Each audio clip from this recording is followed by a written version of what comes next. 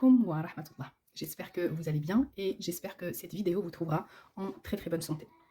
Alors aujourd'hui, je vais partager avec vous le concept du prix à payer pour se développer. Beaucoup de personnes n'assimilent pas, ils ne sont pas conscients de la manière de la progression, donc et le prix que ça coûte, que je vais partager aujourd'hui, Inch'Allah, avec vous dans cette vidéo. Et une fois que tu auras assimilé ce principe, eh bien, tu vas pouvoir prendre le chemin que tu souhaites et prendre ou avoir les résultats espérés. Donc, il faut que tu maîtrises cette base. C'est une base fondamentale universelle, d'accord, qui est nécessaire pour chaque progression.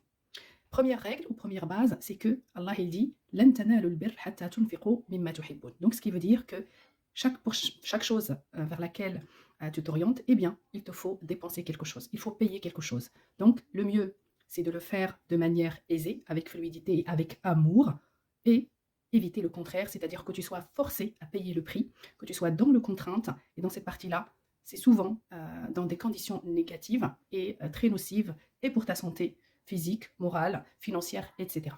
Je vais pas te donner un exemple, et je veux que tu la mets en place comme une règle.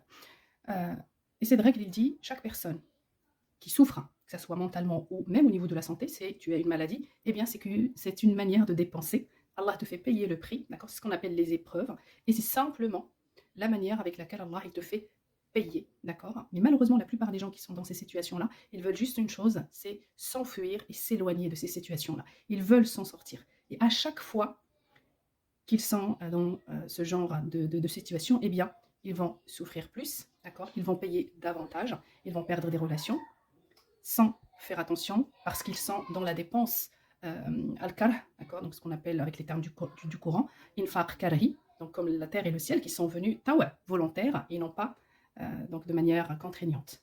Donc, note ce que je vais partager avec toi, les types de al-infaq, de ce que tu dois dépenser pour réussir. 1. Le temps. 2. Les émotions. 3. Les relations. 4. La santé. Et 5. L'argent. Quoi qu'il arrive, tu paieras de tout ça. Il n'y a pas d'autre type de dépenses pour pouvoir évoluer. Il faut que tu sois conscient de ces types de dépenses. Et les deux, que ce soit les volontaires ou les personnes qui sont contraignées à faire ces dépenses, eh bien, ils vont dépenser quand même.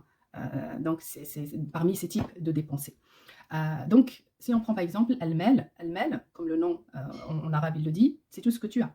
Donc, ça peut être un appareil téléphonique. Donc, si par exemple, tu passes ton temps à lire les commentaires et à surenchérir dans les commentaires, à suivre les scandales des gens, eh bien, quand tu perds ton téléphone, eh bien, c'est une manière de dépenser. C'est qu'une preuve qu'Allah Azza wa Jal te fait subir pour te rendre compte de la mauvaise action que tu as causée, par exemple, à quelqu'un à qui tu as laissé un mauvais commentaire négatif. D'accord? Celui qui a volé quelqu'un, même si il a récupéré de l'argent, mais quelque part, il peut avoir des problèmes de santé, il peut avoir des dégâts chez lui, dans sa voiture, et c'est aussi donc une manière de dépenser. Donc, c'est ça, on va dire l'explication, la définition aussi simple de la dépense de ce qu'Allah Azza wa Jal quand il nous dit "Lan tanalul birra hatta tunfiqu mimma tuhibbun".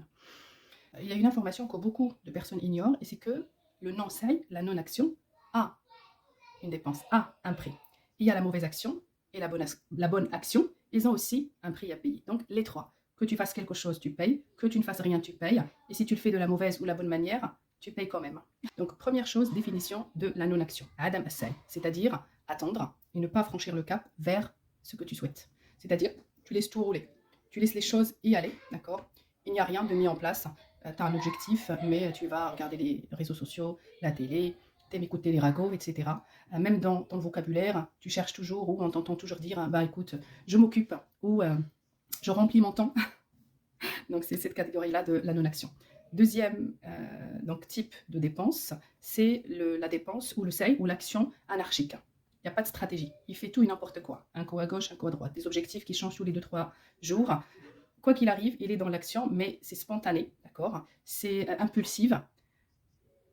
Et il n'y a pas de stratégie. Il n'y a pas de stratégie. D'accord. Donc, deuxième seuil ou deuxième action, c'est donc l'action qui est étudiée, qui est précis, d'accord, et dans lequel tu vas demander les renseignements chez les personnes expertes, d'accord, dans chaque domaine.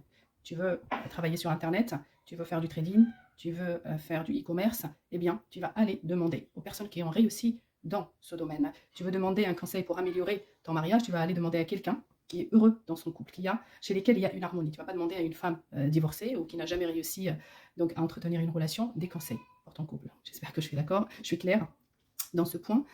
Si tu veux éventuellement apprendre à faire de la photo, à faire des vidéos, tu vas aller demander aux experts dans le domaine. Ok, donc ça, c'est la bonne action. Si tu veux. Donc, le troisième type, la bonne action ou l'action correcte, c'est la personne qui va mettre en place une action, une stratégie fine, une stratégie donc précise. Tu vas demander ensuite aux personnes expérimentées, aux experts dans le domaine dans lequel tu veux te lancer. D'accord?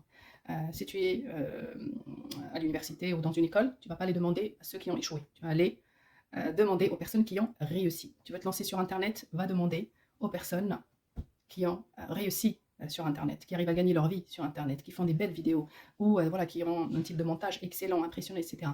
Tu vas apprendre à cuisiner, tu vas aller demander à quelqu'un chez qui tu as mangé quelque chose qui t'a plu, ou chez un vrai pâtissier, ou chez un vrai chef. Donc apprends chez les experts, d'accord? Donc la personne chez qui tu vois ce que tu souhaites devenir. Ok, donc ça, c'est la bonne action. Maintenant qu'on a compris la non-action, celui qui ne fait rien, il laisse le temps passer. L'action mauvaise, c'est celui qui avance dans la vie sans règles, sans loi, sans normes, sans rien.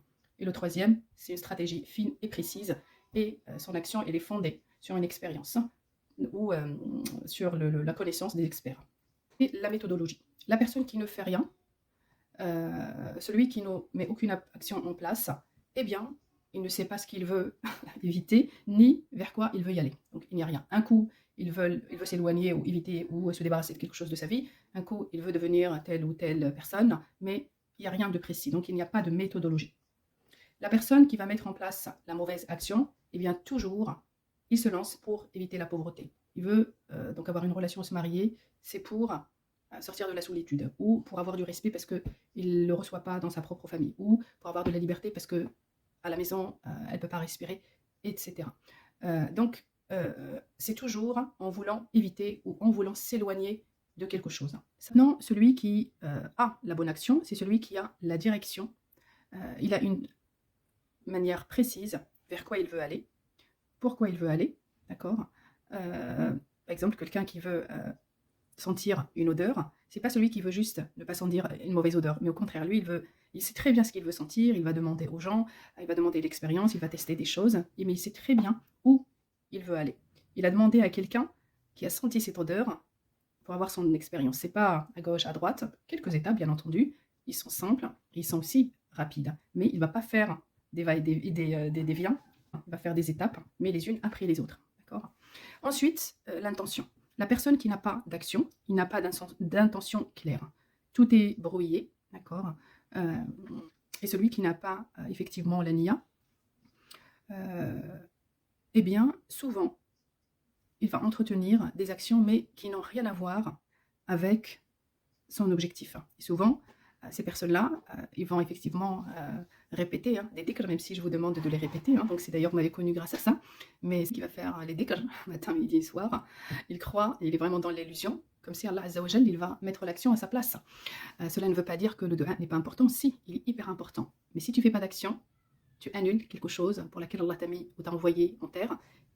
Et cette ayat qui dit وَأَنَّ لِلْإِنسَانِ إِلَّا مَا سَعَى وَأَنَّ سَعْيَهُ سَوْفَ يُرَى ثُمَّ يُجْزَاهُ الْجَزَاءَ الْأَوْفَى. Tu ne verras que le résultat de ton action. Moi, la première, si tu fais que répéter les doigts que je te propose sur ma chaîne, et c'est que tu entretiens aucune action, tu ne frappes à aucune porte, crois-moi, tu ne vas pas te réveiller avec l'argent qui va tomber du ciel. Donc, bien entendu, Allah Azza wa Jal est capable de miracles, mais les miracles, ils sont souvent avec le sabab. Tu vas tester les différentes choses qu'il y a entre tes mains, et par la suite, tu verras la réussite de tes objectifs et tu verras des miracles, Inch'Allah, se passer dans ta vie. Si tu ne cherches pas de boulot, le boulot ne viendra pas toc-toquer à ta porte. Si tu ne vas pas te soigner, si tu ne changes pas de régime alimentaire, si tu ne vas pas bouger, eh bien, tu ne guériras pas, tu resteras toujours malade. Allah Azza wa Jal n'a jamais exaucé les prières de ceux qui passent leur journée sur les canapés ou dans la paresse, à juste espérer ou croire que Dieu va faire les choses à leur place.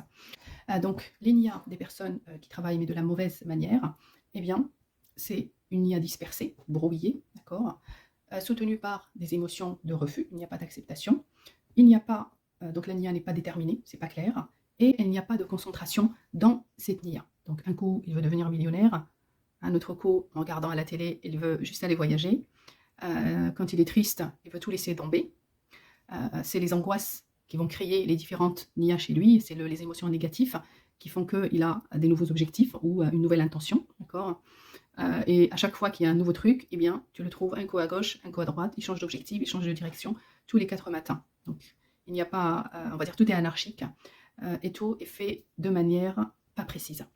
La personne qui a une bonne intention et qui va travailler donc de la bonne façon, eh bien, son intention, elle est claire. Surtout, la finalité, c'est-à-dire la vision au-delà de la vision que je veux déterminer, qui va te déterminer comment tu dois emprunter ce chemin. D'accord? Donc, si par exemple, ta finalité est de rester en bonne santé, eh bien, ton intention va être quoi? Je vais faire du sport, une intention de manger équilibré, notre intention, donc, c'est d'aller, par exemple, faire des bilans de santé, prendre des compléments alimentaires, etc. C'est ça les différentes intentions, mais la finalité d'être en bonne santé, c'est elle qui va, donc c'est cette vision-là, qui va déterminer, créer les différentes intentions. D'accord? Ensuite, le prix à court terme. Celui qui n'a pas d'action, le prix à payer, c'est l'ennui. Le qant, comme on dit chez nous. Ces personnes-là, ils avancent rapidement dans l'âge, d'accord? Et du jour au lendemain, ils se réveillent vieux. Le temps passe très vite, mais ils ne font pas attention. Et à cause de l'ennui, ils ne se rendent pas compte que c'est leur prix à payer. Mais malgré ça, ils ne le voient pas. Le shaitan ou le diable leur rend dessus. Et qu'est-ce qu'il les pousse à faire? Eh bien, il va allumer la télé. Il va aller à une soirée. Toujours pour éviter de ressentir les émotions négatives qui sont normalement le signe d'Allah Azza wa Jal que soit tu ne fais rien, soit tu fais les choses de la mauvaise manière. Ensuite, le prix à payer pour celui qui va mettre en place une action mais qui n'est pas la bonne, eh bien le prix qu'il paye, c'est souvent la fatigue, qui est de tout le temps épuisé, une sorte de souffrance, un goût amer en permanence, de l'émotivité, c'est-à-dire des fortes émotions, et qui sont contradictoires. C'est-à-dire, d'un coup, il va avoir beaucoup d'espoir, il va vraiment avoir la vie en rose, comme on dit, tout est positif, et 2 jours après, eh bien, il va être dans cet état de désespoir. Il va brouiller du noir, il ne va plus croire dans son objectif, etc. À côté de ça, il peut y avoir aussi la perte d'argent, puisque vu que donc il n'y a pas de nia, il n'y a pas de concentration, les émotions ils sont contradictoires, et bien souvent c'est beaucoup d'actions dans des directions différentes, et bien malheureusement il peut y avoir une perte d'argent, puisque les décisions sont prises de manière impulsive, et cela augmente malheureusement chez lui donc le stress et forcément la fatigue, l'agitation et la déconcentration.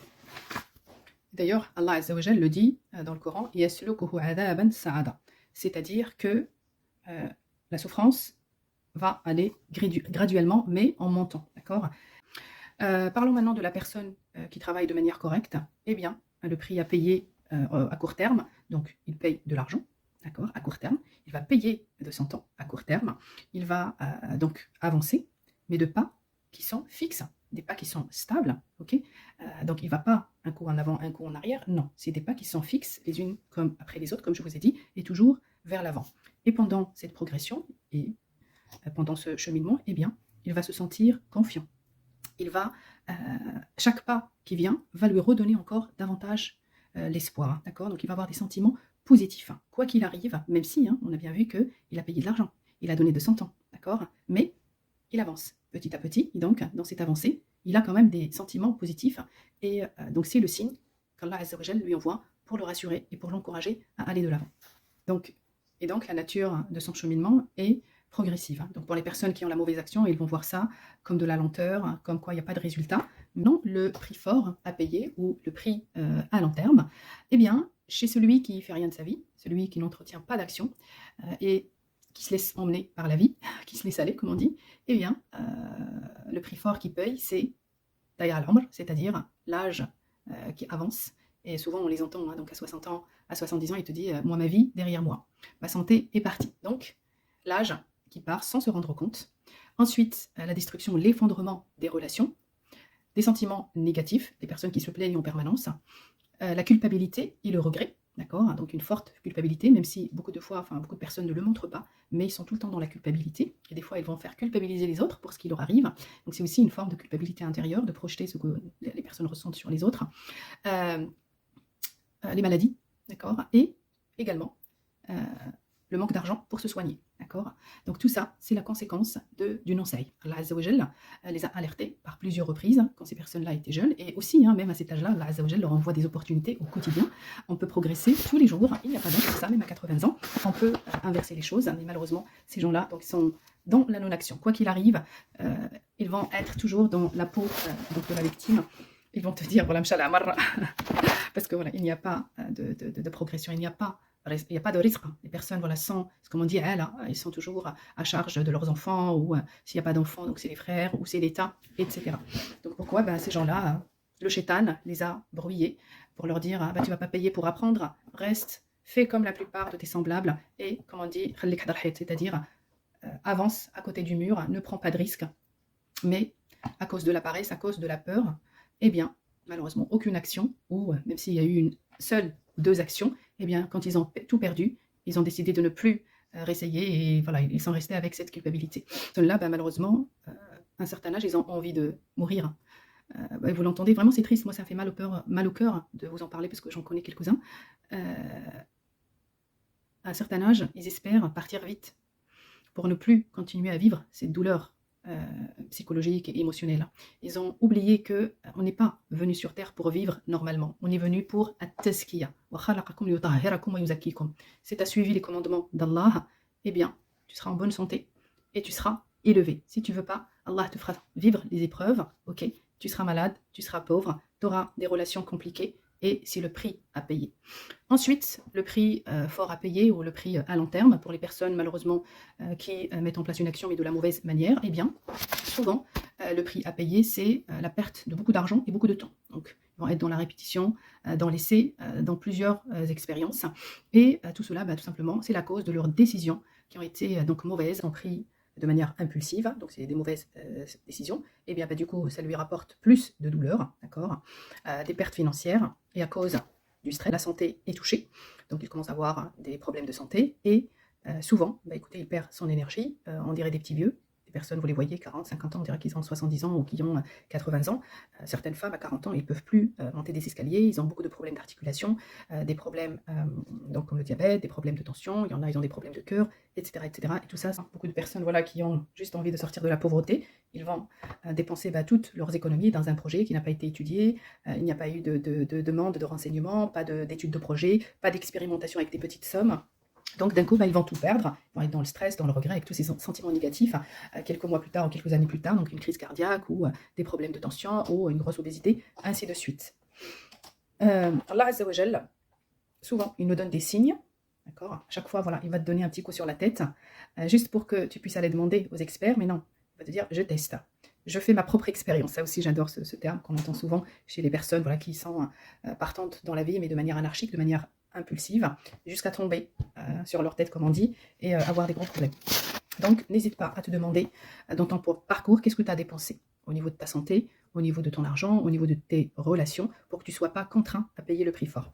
Donc ça, concernant les personnes qui mettent un saï et de la mauvaise manière. Maintenant, parlons des personnes qui sont dans le bon chemin de la progression. Donc, le prix fort à payer sur le long terme, donc c'est bien sûr l'argent. Il va payer de son temps, d'accord, mais toutes ces dépenses-là, elles vont être accompagnées simultanément, donc en même temps, d'une progression qui est remarquable, d'accord, avec une envie de dépenser plus il va passer du temps, plus il va avoir encore davantage l'envie d'y rester, de passer encore plus de temps, plus il va investir dans un projet, plus il aura encore davantage l'envie de réinvestir, même ce qu'il va gagner, d'accord, dedans. Pourquoi? Parce que souvent, ce qu'il va gagner à côté est beaucoup plus. Mais malgré ça, souvent, vous le remarquez chez les personnes, les leaders ou les gros patrons d'entreprise, vous voyez qu'au début, même s'ils commencent à gagner de l'argent, ils vont le réinvestir dans leur société. Donc, ces personnes-là, de manière volontaire, c'est pas parce qu'ils sont contraints à faire ça, mais donc comme je vous ai dit, ils sont volontaires, ils ont plaisir à être sur ce chemin-là, malgré qu'ils vont dépenser plus d'argent, eh bien, leur gain par rapport au départ, il a augmenté. Donc même si le pourcentage de leur investissement, il a quand même augmenté, donc s'il investit ou il dépense par exemple pour la progression dans son entreprise, donc 10% au lieu de 5% du début, et bien, malgré ça, derrière, il a donc davantage de rentrée d'argent et davantage de gains et de liquidités, donc il peut dépenser dans d'autres choses, ou qu'il peut simplement garder pour son utilisation personnelle. Mais malgré ça, voilà, vous voyez, il y a toujours dépenses d'argent, il y a toujours dépenses du temps, mais c'est pas de manière contraignante. Ça vient avec plaisir, ça vient de manière volontaire, et donc plus on dépense, plus on va gagner, et ainsi de suite. On va parler des sources des informations. Celui qui n'a pas d'action, il n'a pas de source d'information, il n'a pas d'information tout court. Quand tu fais que dormir, eh bien, le shaitan, c'est celui qui est sa source d'information. Et donc pour lui, tout est facile, tout est fluide, donc il ne faut rien faire. Ah oui, la meilleure, c'est ceux qui sont dans cette catégorie-là. Maintenant, ils disent, si quelque chose t'est destiné, il viendra jusqu'à toi. Ou c'était écrit. Les autres personnes qui sont sur le mauvais chemin, eh bien, leur source d'information, c'est eux-mêmes et à partir de leur propre expérience. D'accord? Donc, quoi qu'il arrive, il te dit, je sais comment faire. J'ai déjà fait, dans le passé, il m'est arrivé ça. En fait, apprendre de ses erreurs, mais il n'y a jamais donc un œil extérieur. Il n'y a pas donc de demande, ce qu'on appelle la shura, même le prophète a dit, amrukum shura bainakum. Donc, c'est-à-dire, chaque chose dans la vie, c'est une discussion. Donc autour de vous. Et c'est d'ailleurs ce que fait la personne qui est donc sur le bon chemin, eh bien, la source d'information, c'est souvent des experts, c'est des sources scientifiques. Concernant la zone de confort, les personnes qui sont sur la bonne action, ils veulent toujours aller au-delà de cette zone de confort. D'ailleurs, il n'y a pas de notion de zone de confort parce qu'il n'y a pas de confort, hein, d'accord? Il y a toujours, la vie est un challenge. La vie, c'est toujours d'aller au-delà de ce qu'on a pu faire. Hein. C'est le dépassement de soi, plutôt. La zone de confort, c'est réservé à celui qui veut rien faire parce qu'il veut toujours se sentir dans donc le confort, tout ce qui demande un effort, tout ce qui peut être fatigant ou tout ce qui peut être nouveau ne fait pas partie de son vocabulaire. Hein, donc c'est fatigant. Pourquoi aller chercher donc à découvrir autre chose? Donc autre chose, ça veut dire danger, parce que les résultats et l'atteinte de l'objectif. Donc pour celui qui ne fait rien, qui ne fait rien, eh bien, elle est quasi impossible ou très très très faible. Pour celui qui est sur le mauvais chemin, eh bien, il peut avoir atteinte d'objectifs, mais avec énormément d'efforts, avec pénibilité. Et le chemin est dur, d'accord? Donc il dure psychologiquement, il dure physiquement, il dure émotionnellement, comme on l'a dit, avec perte des relations, etc. Celui qui est sur le bon chemin, donc la réussite est quasi possible, donc est quasi là, d'accord? Elle est réelle, avec la possibilité de se développer et d'aller encore de l'avant et aller encore réussir davantage de réussite et davantage de développement des compétences. Pourquoi? Parce que ces personnes-là, voilà, comme je vous ai dit, ils font appel toujours aux experts, donc ils vont être davantage dans l'amélioration soit de leurs produits, soit de leurs services, soit de leur propre personne. Eh bien, cette personne, elle va être toujours sur une courbe de progression qui va vers le haut, hein, qui va vers le positif. Et des fois, on trouve même certains élèves qui ont dépassé le maître, parce qu'ils ont pris l'expérience du maître, ils les ont mis en pratique et ils ont actualisé ces connaissances-là avec leur propre style, avec leur propre manière de faire. Donc, ils sont devenus mieux que le maître qui n'a rien fait, qui est resté là où il était, avec ses propres informations. Donc des fois, même certains professeurs, ils sont sur le mauvais cheminement. C'est pourquoi d'ailleurs, il y a beaucoup d'économistes, beaucoup de grands professeurs des écoles supérieures qui ne sont pas riches alors qu'ils apprennent ça à leurs élèves, qui deviennent des hommes d'affaires, des femmes d'affaires, des entrepreneurs, donc qui vont connaître donc une fortune assez conséquente parce qu'ils ont pratiqué les informations. Concernant la fluidité, eh bien, celui qui fait rien, il n'y a pas de fluidité, il est toujours fixe et c'est toujours rigide, donc c'est toujours rester à la même place. Concernant sur le mauvais chemin, il n'y a pas de fluidité, il y a aussi insistance, il suit le doute, et tiba'atan, limite, il devient vraiment, c'est de la débilité. Pourquoi? Parce qu'il va répéter la même chose, la même opération, et même si donc, il a les mêmes résultats, et bien malgré ça, il va toujours suivre son propre enseignement, ses propres expériences, il refuse toute autre source extérieure. Donc, c'est voilà, la débilité ou... en tout cas en psychologie, ça s'appelle de la débilité. C'est pourquoi, malheureusement, ces personnes-là, dans leur progression, Allah Azza wa Jal leur envoie donc une douleur assez conséquente, juste pour les réveiller. Mais malheureusement, s'ils restent et s'ils insistent, ils restent à leur place. Et beaucoup d'entre nous et dans notre communauté, ils croient que c'est les épreuves de la vie, c'est le destin, alors que ça n'a rien à voir. Donc, du coup, parmi les choses à développer, revenez à la première leçon, c'est le cerveau, d'accord? Donc c'est le mental. Donc il faut différencier les choses, il faut aller chercher l'information. Donc Allah ne nous a jamais, il nous a jamais écrit la misère, nous a jamais écrit la difficulté. Tout ça, c'est que des croyances qui sont destructrices. Il n'y a pas d'ailleurs que des personnes, malheureusement, qui ont passé à côté, mais il y a toutes des communautés, voire même des pays entiers qui ont toujours ces croyances-là. Celui maintenant qui est sur le bon chemin ou la bonne manière de fonctionnement, eh bien, elle est tout le temps dans l'actualisation. D'accord? Ça ne veut pas dire qu'il ne connaît pas d'obstacles, ça ne veut pas dire que tout ce qu'il fait fonctionne à merveille, mais il ne reste jamais sur la même méthode. Il va demander aux autres, demander conseil, des experts. Donc, il accepte l'échec, tout simplement. Donc, il va renouveler. Il n'est pas là pour montrer aux gens que c'est lui qui a raison, ou pour qu'on dise qu'il n'est pas têtu, mais il est tout le temps dans le renouvellement de ses compétences, de ses connaissances, de ses pratiques, etc. Donc il va pratiquer, il va expérimenter, et si quelqu'un lui demande de faire autre chose, eh bien, il l'écoute, il le met en place, bien entendu, avec réflexion et avec un conseil des experts. Dernier point, c'est la nature de la personnalité donc, de ces trois personnes-là. Alors, premier profil, celui qui est dans la non-action, eh bien, il a une personnalité donc hésitante, une personnalité qui va revenir en arrière au moindre problème, d'accord? Il va se retirer très rapidement. Il suit, d'accord? Il ne confronte jamais, il sent toujours dans la peau de la victime. L'État, le pays, les croyances, donc la famille. Au bout d'un moment, ils vont dire c'est parce que j'ai pas fait d'études, etc. Donc voilà. Souvent, ces personnes-là, ce qu'ils vont dire, voilà, moi je suis comme ça, je reste dans ce que je connais ou je prends pas de risque. En fait, c'est une personne qui reste au retrait, hein, donc à l'isolement. L'autre profil donc, qui fait mal, c'est une personnalité qui est un petit peu dispersée, la personnalité guerrière qui s'acharne et qui met un effort mais énorme. À chaque fois, elle va tomber, mais elle va se relever. Elle va dépenser toute son énergie, mais malheureusement toujours vers la mauvaise, sur le mauvais chemin, même si hein, d'être guerrier, d'être persévérant, c'est très très bien, mais malheureusement quand tu vas droit au mur, eh bien, à force de lutter, à force de s'acharner, à force de faire le guerrier, eh bien, tu vas être fatigué. C'est pourquoi souvent, ils ont tous l'envie de stabilité, d'accord?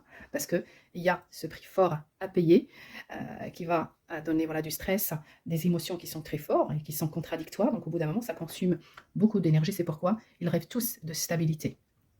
Donc, faites attention quand vous voyez quelqu'un voilà, qui s'acharne comme ça. N'hésitez pas à lui donner des conseils pour revoir sa stratégie.